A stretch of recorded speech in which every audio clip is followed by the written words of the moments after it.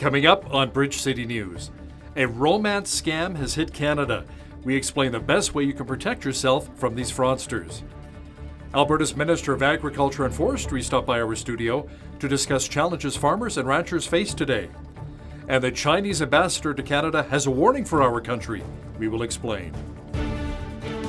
Your nation, your province, your southern Alberta. From the heart of Lethbridge, it's Bridge City News with Hal Roberts. Thanks so much for joining us. COVID-19 numbers continue to climb in Lethbridge. The city's been under a watch from Alberta Health Services since earlier this week. As of Friday, our city has 16 new cases. The latest number of active cases now sits at 138. Video journalist Ainsley O'Reilly joins us now from the newsroom with the latest on what city officials are saying. Ainsley.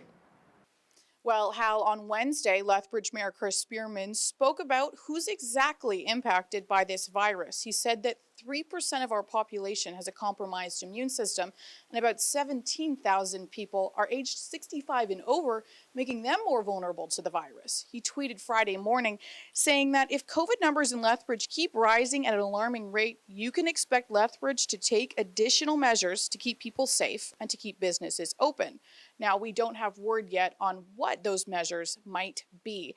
AHS tells us that they're seeing a lot more people not cooperating with contact tracing, meaning that some people have been reluctant to share information about their whereabouts and social contacts during the time they may have been infectious. AHS released a statement to Bridge City News today, stating, "It is understandable that people are tired of the ways that COVID-19 has disrupted their lives. Unfortunately, choosing not to work with contact tracers does not make that better. If we are not able to trace contacts and prevent the virus from spreading, the impacts of the virus will continue to grow, and the disruption will continue to be much longer. If you are diagnosed with COVID, please remember that AHS contact tracers are doing their job as a part of our collective effort to maintain manageable levels of transmission." There are currently 2,836 active cases of COVID-19 across the province. Trying to fall in love can be hard enough, but when you lose thousands of dollars by way of a romance scam, it can be an even tougher pill to swallow. As Micah Quinn explains, these romance scams seem to be preying on users, and for one woman, she got out before she could get scammed. According to the Canadian Anti-Fraud Centre, romance scams are one of the lowest reported scams, but they are some of the highest dollar amounts they see in terms of victimization. So in 2020 to date, we're upwards of nearly 4,000 reports on romance scams involving almost 74 million in reported losses.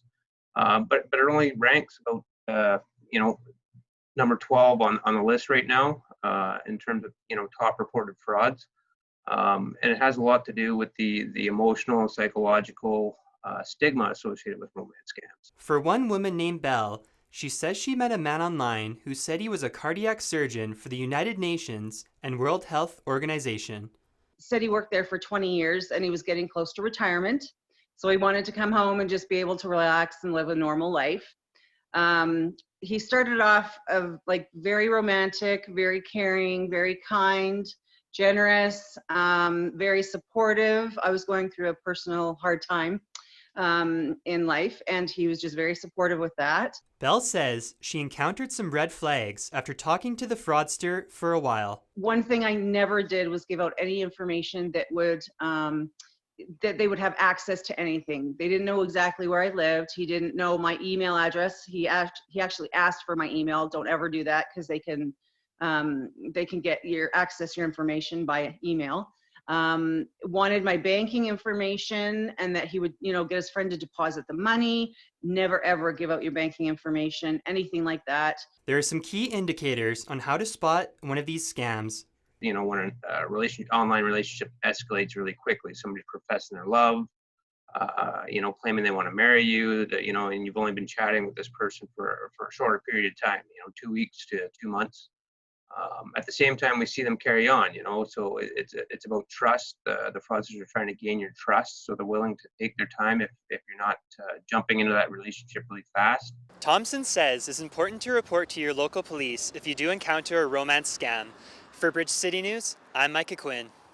The former managing director of Arches, Jill Manning, said in a recent Facebook post that she was the whistleblower into the investigation of Arches that ended up becoming an audit and a criminal investigation after the company was found to have misplaced $1.6 million in taxpayers' dollars. Manning said in her post, which was later deleted, that she was actually a witness in the criminal investigation and audit. Now, according to the Lethbridge Needle Crisis Support Group, they disagreed with that. They said before the audit even began, they say someone from Arches contacted them who was not Jill. They told Bridge City News that the reason the audit was done was because their whistleblower from Arches gave them enough information to have grounds to get the audit going. They said that this person, and not Jill, was the true whistleblower. The conversations actually went from February 3rd until August 23rd of this Arches employee being in contact with us. Eventually, we were getting little bits and pieces of like actual proof. These messages go back so far, and we've had messages and contact with Jill in the past, right? The messages that we've received beginning February 3rd, it's not even how she spells. It's an overuse of punctuation. This is not how Jill types. This is not how Jill speaks, right? And in fact, the name attached to it, now I know we blanked it out when sending it to you, but the name attached to it was not Jill Manning, right? And that the first message did come in February 3rd, right? Saying, good morning, I'm sending this message and hope it will stay anonymous. Speaking from experience, you should focus attention on the government and wages paid to EDS and directors, including overtime, RSPs, and health spending accounts. It does go on to say wages are not what they seem. For actuals for the ED, it's nearly doubled the base wage reported. The supervised consumption site at Arches in Lethbridge has been closed since August the 31st. Now, after posting that story to our Facebook page, here are some of the comments we received from you. Jean wrote, when I called them out for their metrics formula for funding 2 years ago when things were not adding up, Jill personally told me that I didn't know what I was talking about. She denied everything that was asked of her by myself and many others repeatedly. Eric writes, and she was recognized as a top 40 under 40 by the Chamber of Commerce, which I called them out publicly for then after all of this went down. We reached out to Jill Manning for comment, but have yet to hear back. Blood Tribe Police need our help locating a missing man. Jason Manyfingers disappeared on September the 20th. He was last seen filling up his truck at a fast gas station in Pincher Creek, Alberta. If you've seen Manyfingers or know someone who may help police, call the Blood Tribe Police right away at 403-715-8828. Lethbridge Police use some airborne technology to help them locate a missing person. Police received a call about a missing person Wednesday night around 8:15 p.m. from a West Lethbridge home. Now, through the use of a drone, they were able to locate the individual in an open field who was not dressed for below freezing temperatures. Police have invested in 3 drones, and an officer trained in the use of the craft was called in to conduct the search at around 10 o'clock. Police say they've been using drones to support frontline resources since 2015. U Sports, the national governing body for university sports, recently made the decision to cancel its season and championships. Now, Canada West, the conference that the U of L Pronghorns are a part of, has followed suit. Athletic Director Neil Langevin says he believes that was the right decision. It hurt lots, but it ultimately is the right decision. Kind of the killing point of the whole concept of Canada West Championships was really the interprovincial travel. That was just proving to be way too difficult to coordinate. So, but ultimately, our athletes, their health and safety and the health and safety of our community is at the forefront of thought. So, yeah, I'm very comfortable that we as a group in Canada West made the right decision. This is definitely the right decision. Kind of like I said before, safety of ourselves and our family members and people in the community are more important. I know we love sports, but sports will be around forever, and even hopefully next year that will be an opportunity to play. Canada West has not yet decided if curling, track and field, and swimming will have championships. For the rest of the sports like basketball, Pronghorns Athletics is trying to set up exhibition games into the new year. The University of Lethbridge announced that due to the pandemic, their fall 2020 convocation class will be virtual. A total of 211 graduates will be recognized throughout the week, beginning with a social media campaign. Students will be opening their convocation boxes, which will include a cap, tassel, their diploma, and a commemorative program along with an alumni pin.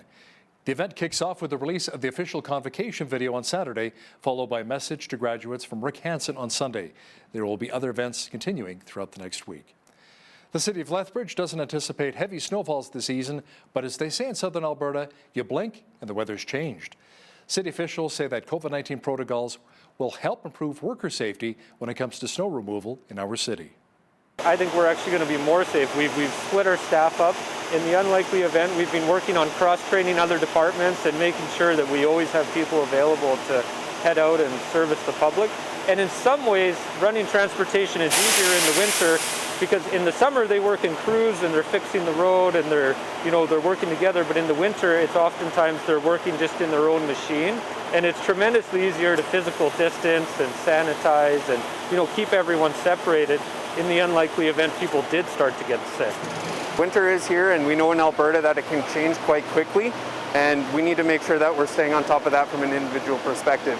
We want to make sure that people are checking credible government sources for travel advisories that may be present this weekend. A good example is the Alberta 511 application or website.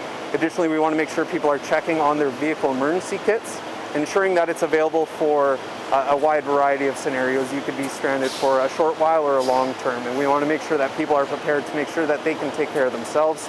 And ultimately, in a COVID environment, that might mean changing what you have in those emergency kits. During a snowfall event, initial sanding, salting and snow plowing efforts will focus on Priority 1 routes, which includes Whoop Up Drive, Mayor McGrath Drive and Scenic Drive. Alberta Premier Jason Kenney says his government's political staffers have taken a 7% pay cut, and he's using that as a warning to our province's public sector unions. A number of collective agreements were to be negotiated earlier this year, but were delayed because of the COVID-19 pandemic. The president of the Alberta Union of Provincial Employees says Kenney's comments do not come as a surprise. Guy Smith says Kenney wants wage cuts across the board. The province made another huge investment into Alberta colleges today.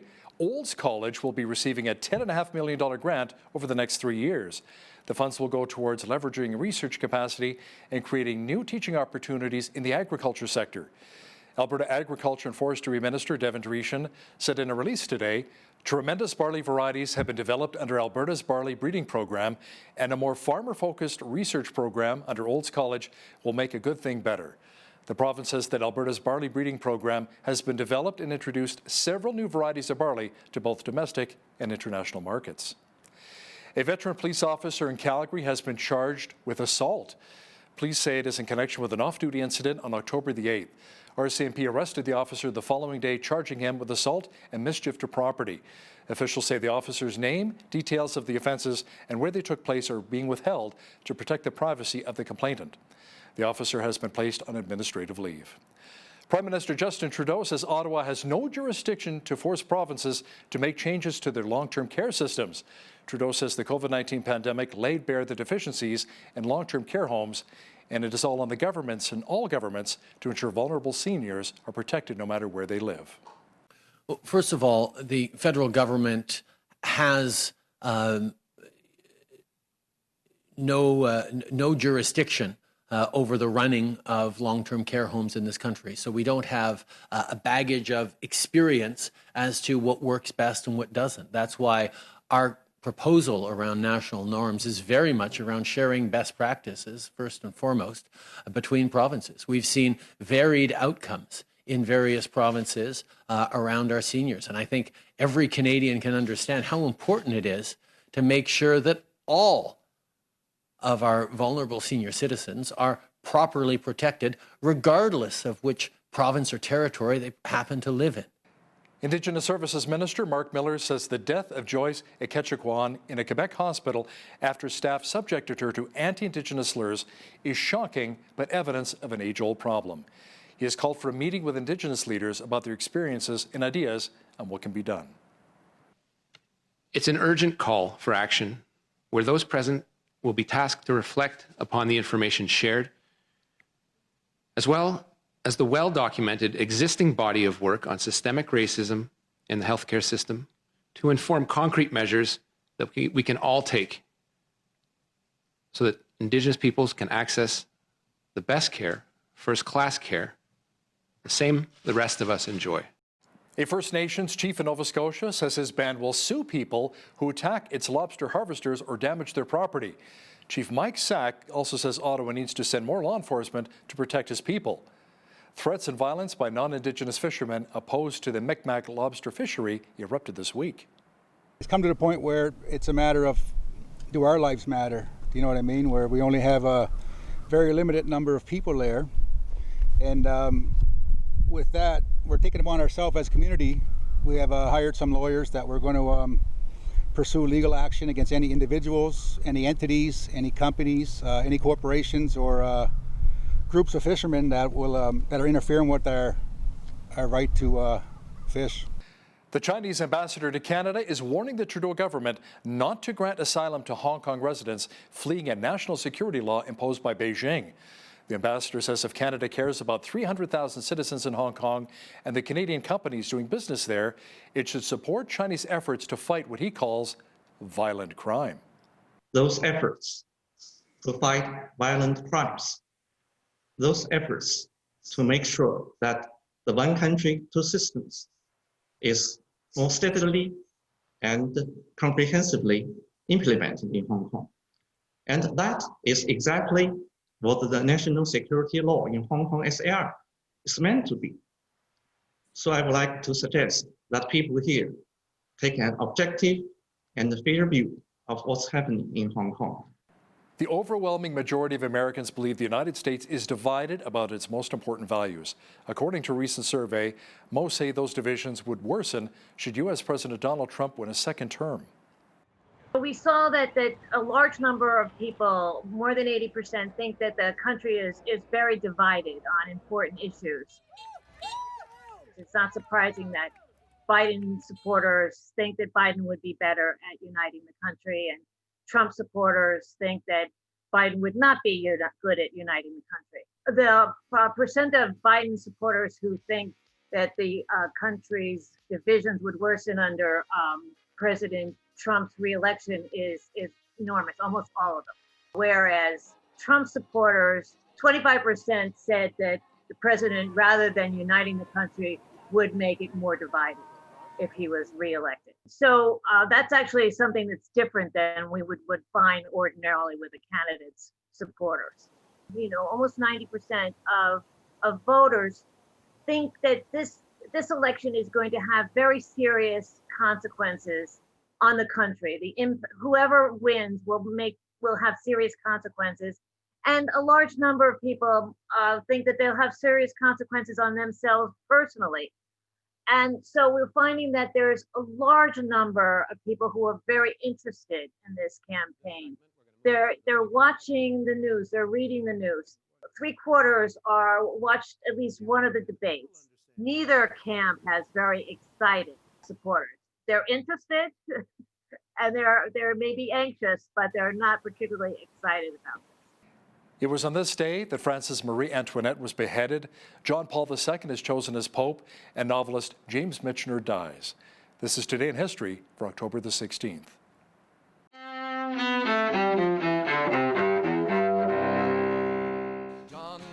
October 16th, 1859.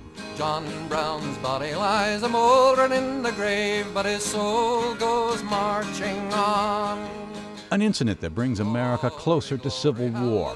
Abolitionist John Brown leads a raid on a federal arsenal in Harper's Ferry in what's now West Virginia, hoping to spark a slave revolt. Brown later surrenders and is executed. 1793. During the French Revolution, Queen Marie Antoinette, who is said to have told France's starving people, "Let them eat cake," is beheaded. 1978. The Roman Catholic Church chooses its first non-Italian pope in more than 450 years. He is Polish Cardinal Karol Wojtyła, who takes the name of John Paul II. 1973. American Henry Kissinger and North Vietnam's late Duc Tho are awarded the Nobel Peace Prize. They are honored for negotiating a ceasefire in the Vietnam War, but Lay declines the award, saying he can't accept it because the Vietnamese don't have peace. 1998. In London, British police arrest Chile's former dictator Augusto Pinochet. They detain him for questioning about the allegations that he had murdered Spanish citizens during his years in power. Pinochet eventually returns to Chile, but he faces investigations and court cases there until he dies 8 years later.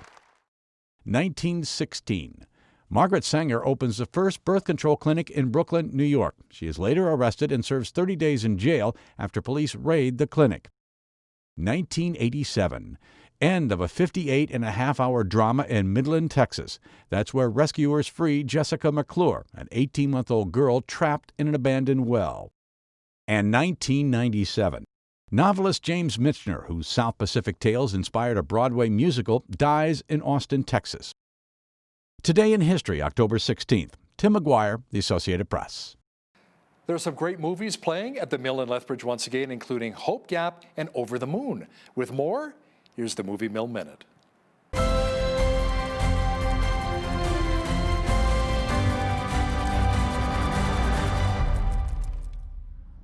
Annette Bening and Bill Nye star in Hope Gap. Grace and Edward, who have been married for 29 years, live in a small seaside town near a cove under the cliffs called Hope Gap.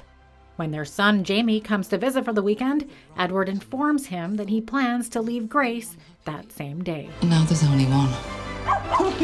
His name is Edward. Stay, Edward. Stay. Oh, who's this? Come, Edward. What? Not you. Over the Moon is an exhilarating adventure that follows a bright young girl determined to prove the existence of a legendary moon goddess. Fueled with a passion for science, she builds a rocket ship to the moon where she ends up on an unexpected quest and discovers a whimsical land of fantastical creatures. Hey, Chung, I'm gonna be there soon. In my rocket to the moon.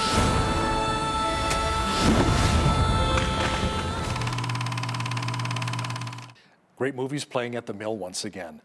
The cooler weather has arrived. We should be seeing more of the wet stuff in southwestern Alberta, and just in time for the weekend, right? A full look at the complete weather picture is coming up. A wind warning along with a snow squall watch was issued by Environment Canada earlier today, and the cooler temperatures and moisture are on the way. Jeanette Rocher is here now with a complete look at the weather forecast.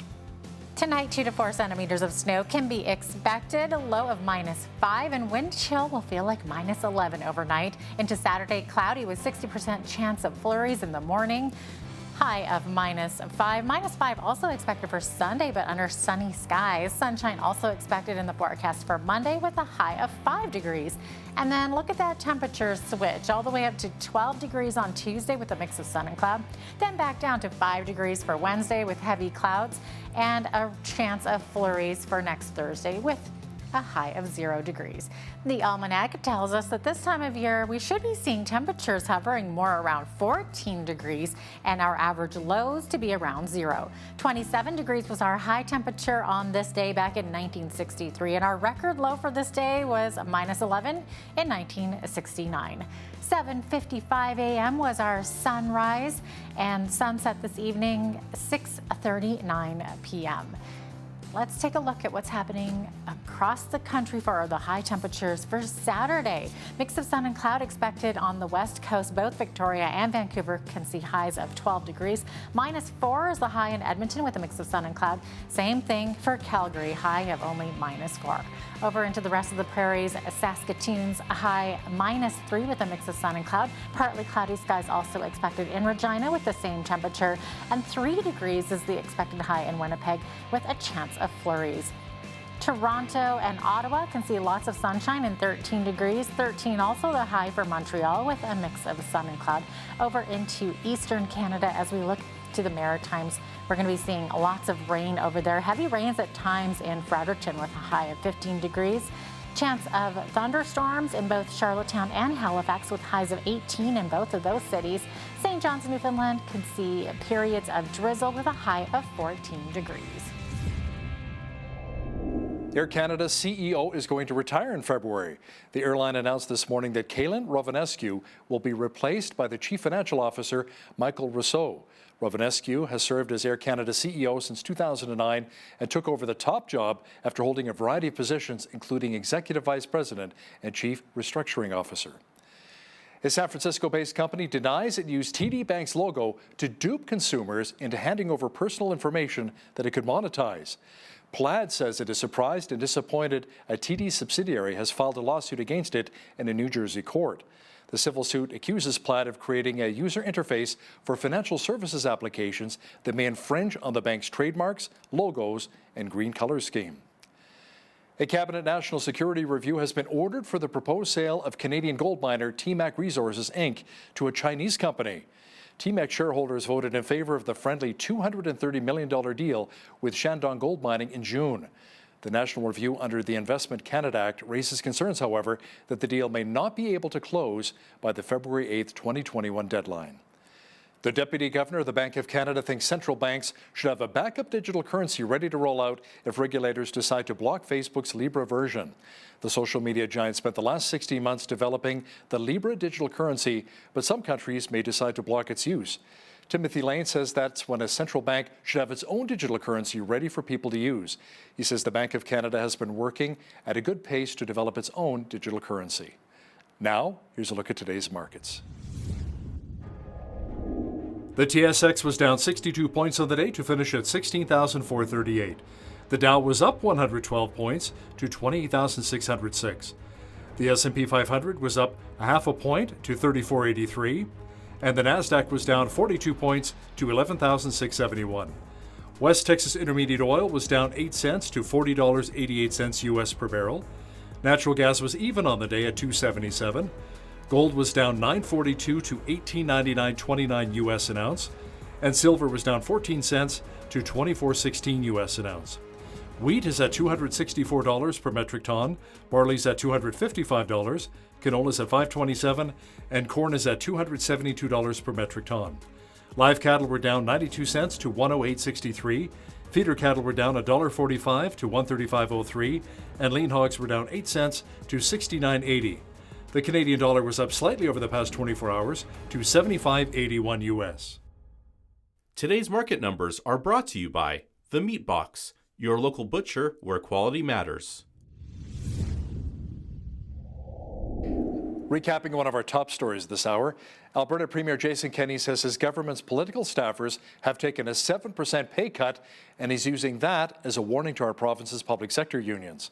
A number of collective agreements were to be negotiated earlier this year, but were delayed because of the COVID-19 pandemic. Everyone has moments where the past affects the present. Coming up, an interview with a Christian author who explains the best way to face the past and how God can help heal us. That informative interview with Kevin Goss and Jeanette Rocher is coming up shortly. But first, here's a look what's happening in and around your community.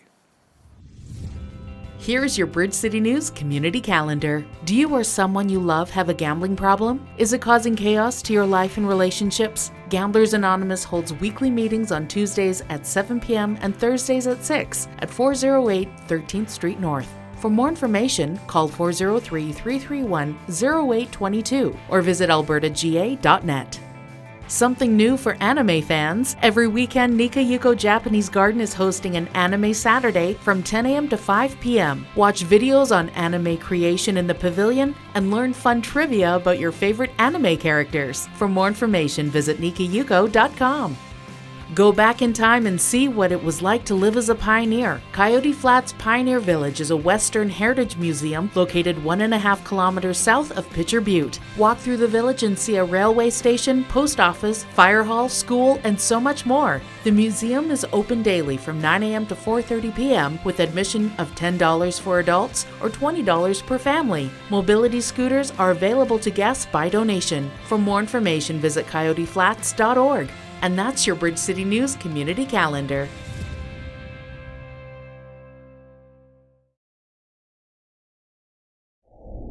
We all have some regrets from our past, some more than others, and sometimes we tend to drag that baggage with us into our present life.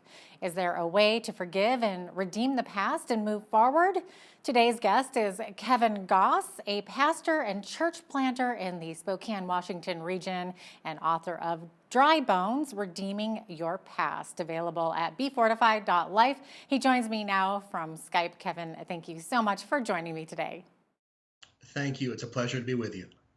Now, Kevin, this book that you have written, it comes out a lot of your own personal experiences.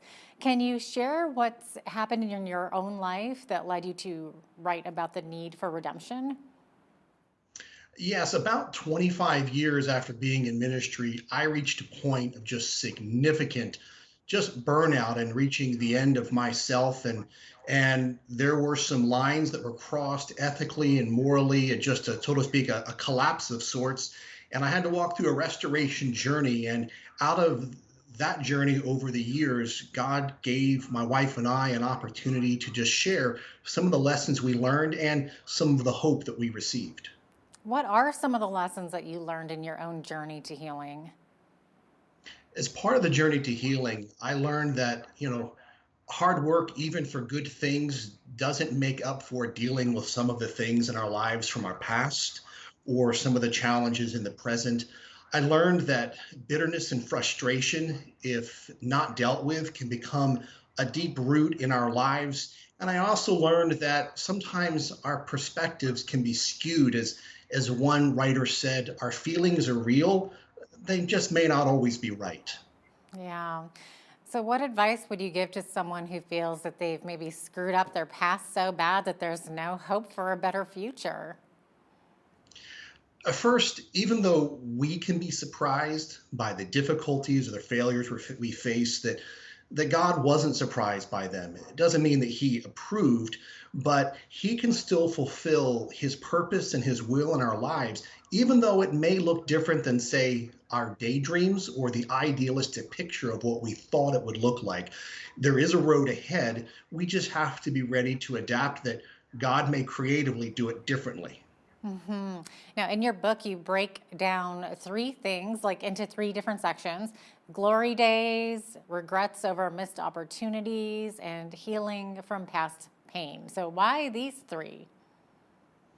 As we walk the journey, God made it clear to us that these are three overarching themes that touch us throughout our lives. Sometimes we look back and wish we could recreate something that we used to have, and it can be frustrating, and that's that glory days. Other times it's the opposite. It's, oh, if I would have made a better decision, where would I be now? And sometimes people question life, relationships, decisions, education, career, and they think they're living a consolation prize life. And then with the past pain, whether it's things I've done or others have done to me, if not dealt with and healed from, we drag them along and they become an accumulated weight as we walk the journey of life. Mm-hmm.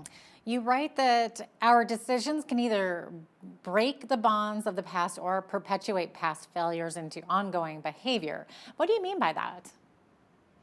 Well, when God was talking to the prophet Jeremiah, he told him that he was going to have to sift the precious from the vile. So God places precious things in our life, yet these other factors, if not dealt with, become like a polluting influence. And so my decisions can either reinforce what is polluting my life, or they can move me in a path of obedience, restoring, and new hope in moving forward. So there's this sense that we have to recognize that I'm either going to perpetuate the past, or I'm going to learn something new and a new perspective that can take me forward. Talk to us a bit about the comparison trap. Is it because we tend to compare our lives to those around us?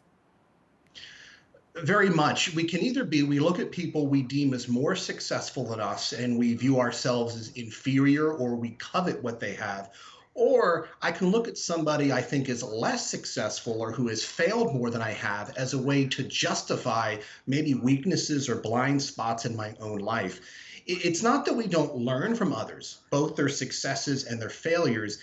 It's the confusion of setting up value, identity, and purpose on something other than God's plan for our lives. And so the comparison trap, what it does is it takes the eyes off of what God wants to do in my life or each person's life, and it's driving down a road with no rear view or side view mirrors. We have blind spots and we end up having relational and life crashes because we don't have perspective and the proper vision. Interesting. I like that little, visual there. So when people look back at negative life events, there's sometimes a sense of bitterness, right? So what are some signs of bitterness and how does that affect our lives? Some key signs is when it starts affecting the way I view the important people in my life. So a bitter person starts looking at loved ones and friends through the lens of suspicion. They have a harder time receiving and giving love, and they tend to become a cynic where someone else's life and behavior hasn't warranted it, meaning I lack trust where someone hasn't been untrustworthy. The other is that I lose the sense to be able to count the blessings for what I do have. Life is measured through, say, the glass being half empty or thinking it all the way empty.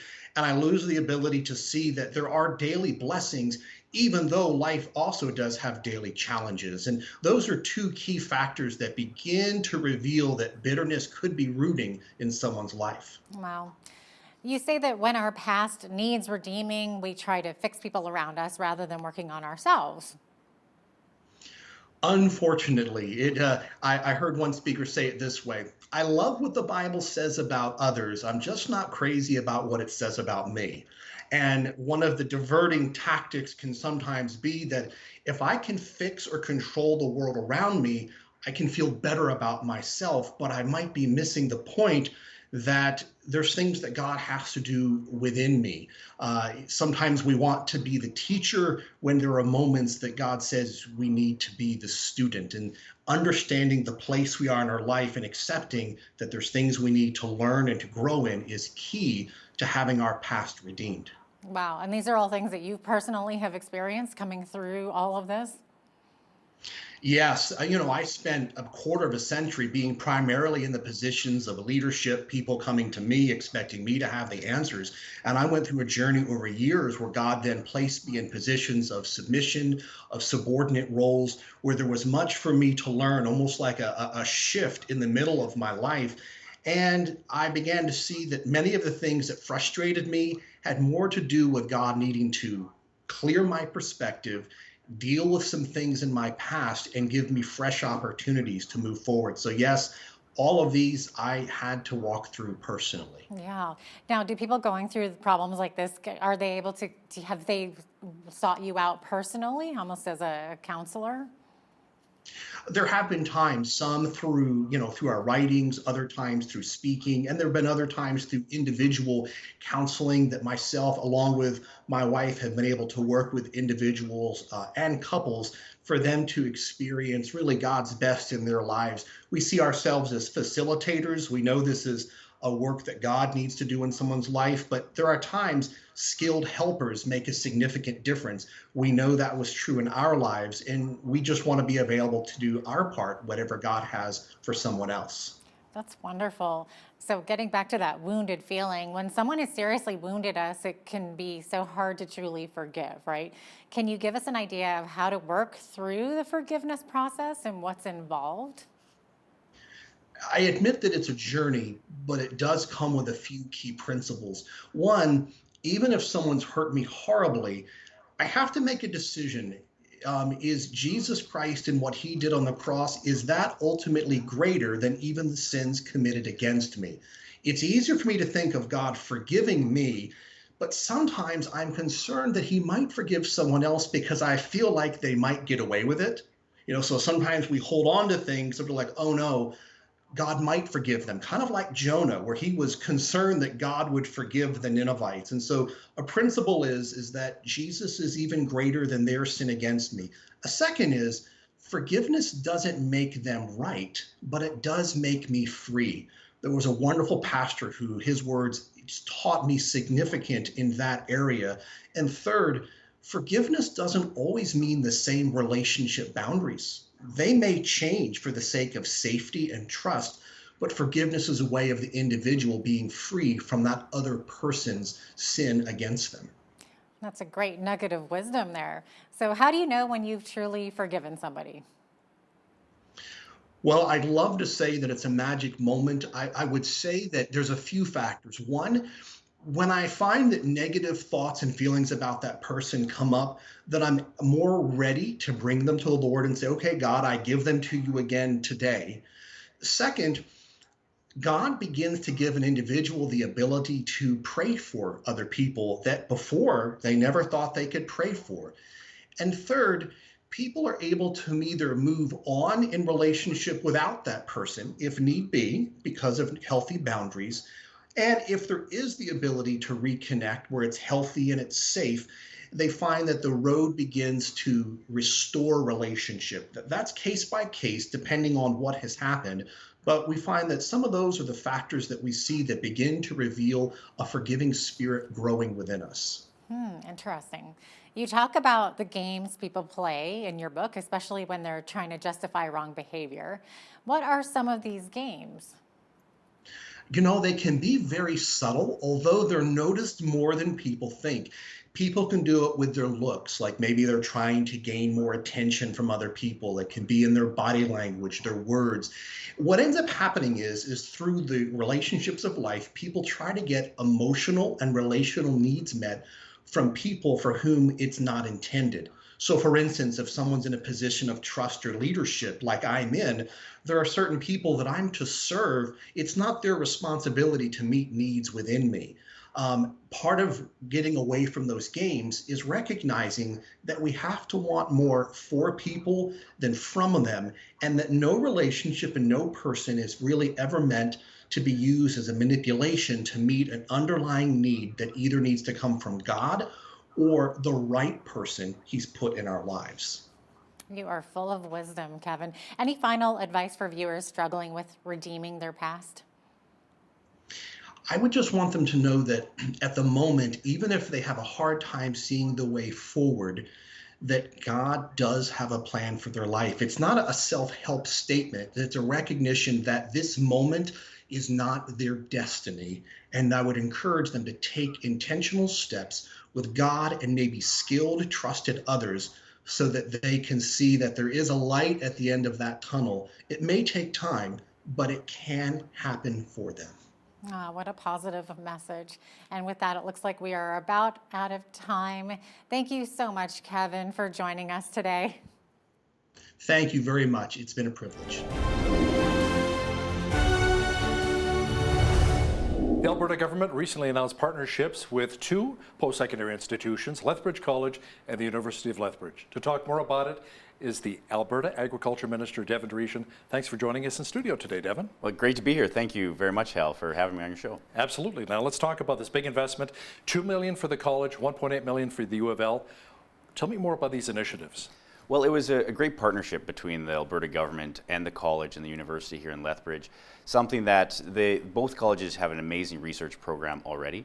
And we have, within the Department of Agriculture and Forestry provincially, had researchers that essentially we're duplicating work. And when we thought and came to them directly and said, if we could have our researchers go into your program at the college and the university, could you see a benefit? And it's something that, whether it's from irrigation to cattle to bee pollinators, it's something that they thought that there could be an opportunity to have more programming at their post-secondary institutions, having opportunities for researchers to be taught by new researchers being taught by our researchers, and really just whether it's programming opportunities for the college and university, as well as just more research capacity being leveraged from those two institutions. So it was really a win-win for agriculture. And there's some jobs being created as a result too. Yeah, we have 3 researchers directly that are being transferred over to the university. We're still working out the details on the college, but it's great to see that this research that ultimately is being led by producers, by farmers here in Alberta, they're actually setting the tone of what type of research they want to see done in the province. And it's great to see that this research continues and again has that leveraging aspect being done at the college and the university here in Lethbridge. Now, Devin, the province also recently announced a historic $815 million investment into 8 different irrigation districts to modernize irrigation infrastructure and to increase water storage capacity throughout southern Alberta. Which districts are they, and why do you think this was so important for our region? So yeah, last week it was historic. We had 8 out of the 13 irrigation districts in the province that actually created a consortium amongst themselves, and they signed a deal with the provincial government as well as the Canada Infrastructure Bank for $815 million. Half of that came from the Canada Infrastructure Bank. That's a loan that the districts will have to pay back.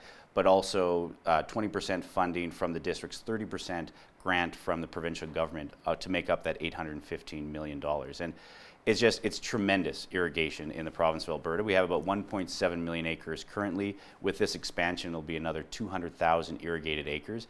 And just the economic impact is huge. It's about $436 million annually added to Alberta's economy and GDP just with this significant investment into irrigation. And then there's the spin-off jobs, the car dealerships being able to have more economic activity. You're going to see food processors wanting to set up shop here in southern Alberta because of that reliable irrigated acres that they rely on for specialty crops, whether it's sugar beets or potatoes. So it's an overall good news story for the southern Alberta economy and the Alberta economy in general. Many people would argue that the energy sector is the economic engine that really drives our province, and many would say our country.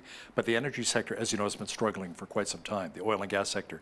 Do you think maybe the UCP government is putting more of its focus into agriculture right now? Well, even with this $850 million investment, there's about 8,000 jobs that will be created. So about 1,300 just on the construction side, and then almost 7,000 from indirect and direct jobs that actually result from the expansion. So that's from the farming to the food processing, everything that goes along with it. So Alberta has seen its tough times when it comes to the energy sector, but we had negative oil prices combined with COVID-19, and to see agriculture kind of ride out through all of that, with the province is expecting a bumper crop this year and strong cattle prices. It is something that it is a bright spot within the Alberta economy.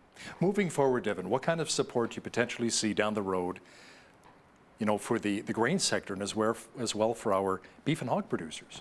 Well, it's something that we've early on in 2019, last year, we made an initiative, a $1.4 billion private investment target. So we've been very focused at agriculture and forestry to try to do the right things to attract, whether it's foreign investment, Canadian investment, provincial investment to the province, to actually have more value-added products developed here in Alberta. So that helps out farmers because they have another buyer of their produce, as well as a job creation, because you're actually going to have people in the food processing sector making more products, and rather than shipping it out on a train to go on a boat, you're actually doing that value added here in the province. So that's something that we're well on the way to hit that target of $1.4 billion in private investment. We saw it here in Lethbridge last year of a $300 million expansion of Cavendish.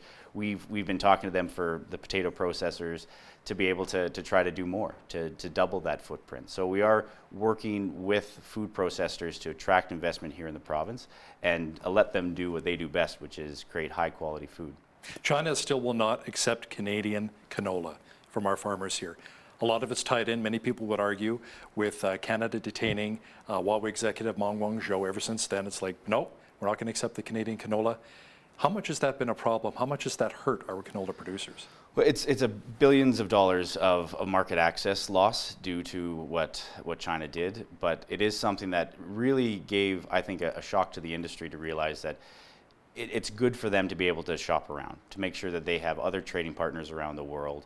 And the industry essentially did it for the last couple of years. So that is nice to see that they are directing sales to other areas. It obviously has a depressing price if there's a large market that is you're not going to be able to sell to. But overall, it's something that it did hurt Canadian farmers. But at the end of the day, it's something that we had to live with. And again, we're seeing grain companies in Canada find, international trade is like water. It finds a way.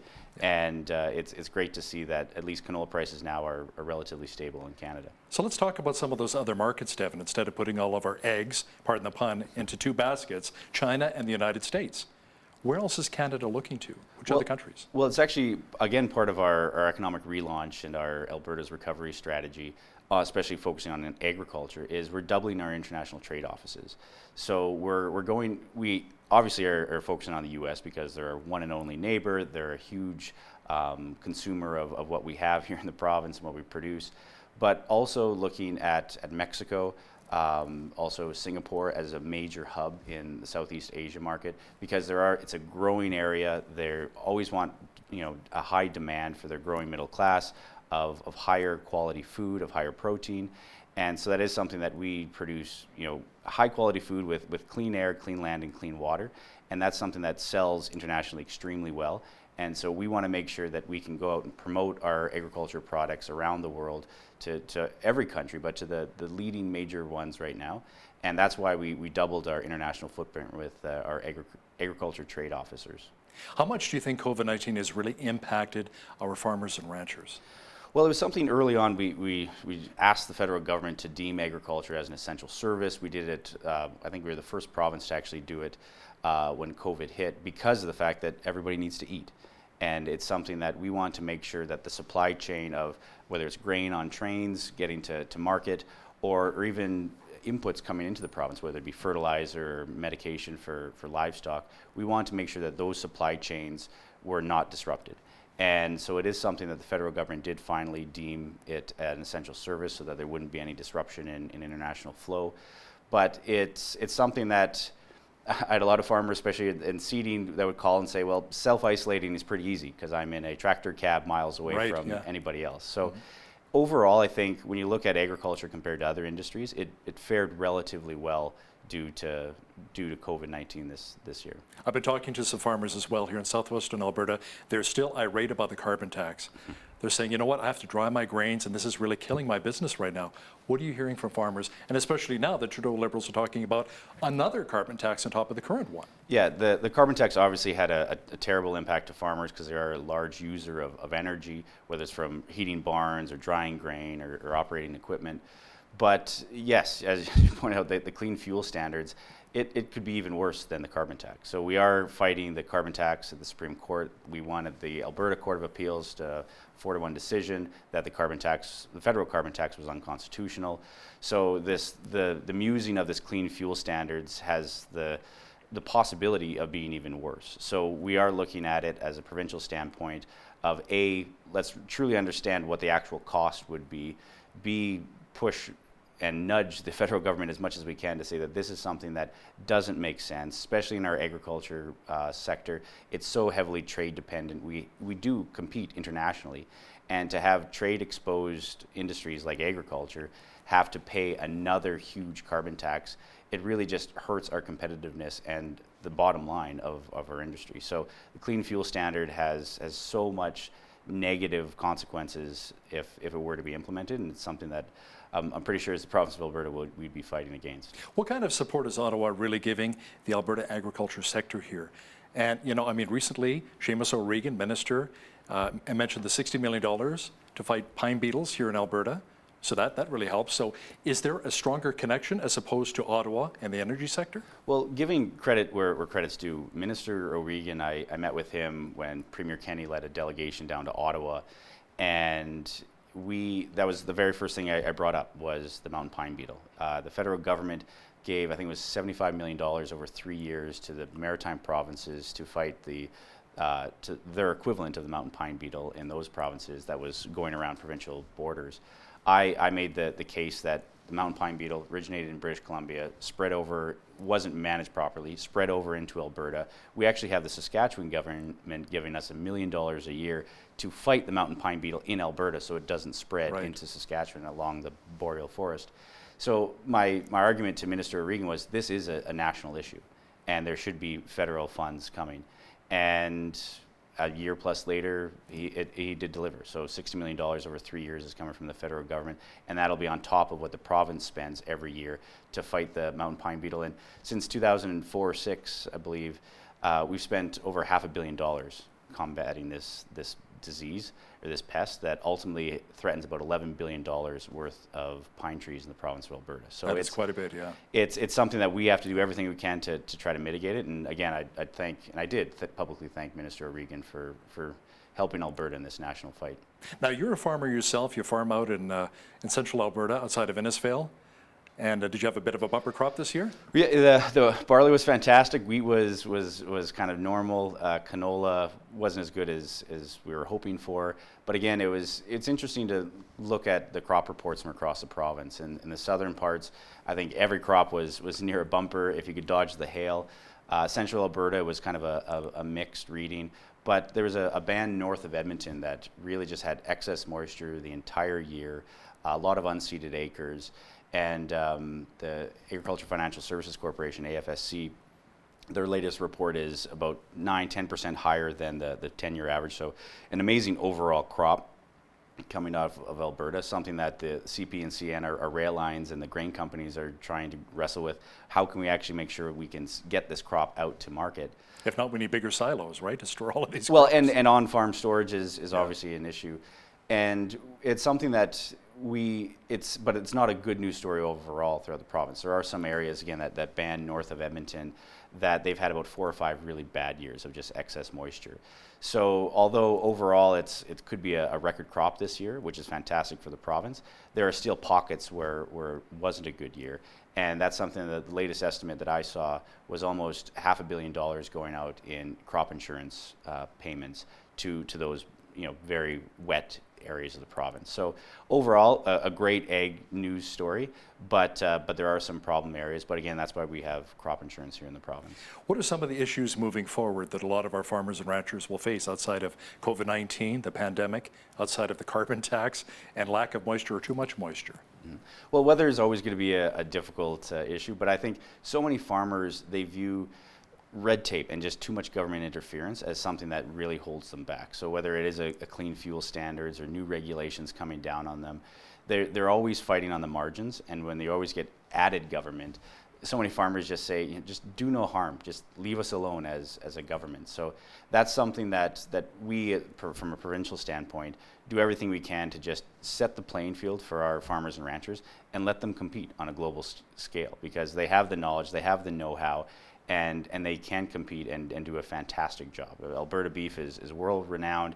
Our high-quality grains that we produce here and ship around the world, usually we import it back when it's been processed in other areas. But overall, agriculture is so resilient and strong. It's always been woven into the fabric of Alberta. And it's something that I think modern agriculture, especially with the research announcements that we made today, it's something that it always has to be cutting edge and leading the pack, because if you don't, you end up getting swamped. So agriculture is a real good bright spot for the province. Alberta Agriculture Minister Devin Durishan, congrats on the bumper crop, and thanks for joining me in studio today. Well, thank you so much, Hal. I really appreciate it. On behalf of all of us here at Bridge City News, I'm Hal Roberts. God bless, and thanks so much for watching.